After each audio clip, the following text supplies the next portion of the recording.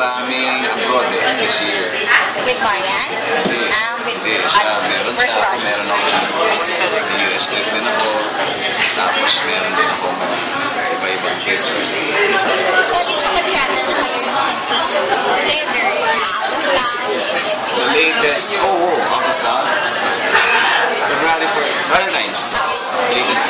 Sa Balisundan. Ano, how was that? Parang paradise. Ang galing. I love the place.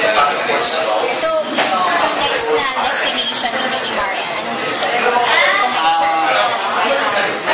Parang gusto, ako personally, parang gusto kong bumalik ng pala. Kasi parang may resort na nakakita kong bagong bukas sa resort. Bilang sa Palawan kami, may remember din sa atin dito ng Jezebel. Doon na kami may kambal si Reyna. Doon ba naging kayo sa Jezebel pa na project? Yun na yun. Siguro towards the end. So ngayon, kung hindi kayo makakalabas, mga date mo na like, mga dinner dates, may mga bago ba kayo gustong i-discover na restaurants?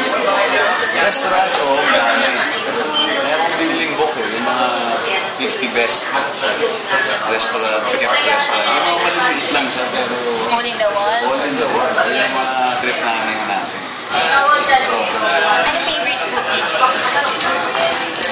Mahilig kami sa queso for some reason. Cheese. Pero ikaw hindi ka cheesy in person. Ang sabi mo nga kanina, hindi ba yun? Bakit? Anong love language mo? Siguro more of actions. Bihira na to show feelings through words. Pag medyo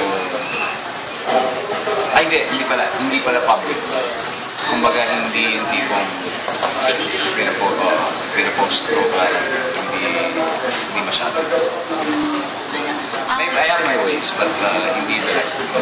Ano na lang, siguro if, saan mo gustong, kung ikakasal kayo, anong gusto mo? Church wedding or destination wedding? Kahit ano. Dati, siyempre, on your younger years, marami kayong mga ideal na iniisip na gano'n. The truth is,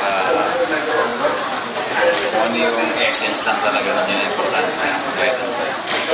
Yung last interview namin sa iyo, December, sinasabi mo, parang tinatanong ka kung kailan ka mag-settle doon, sabi mo malayo pa. Pero ngayon parang nagbago na yun.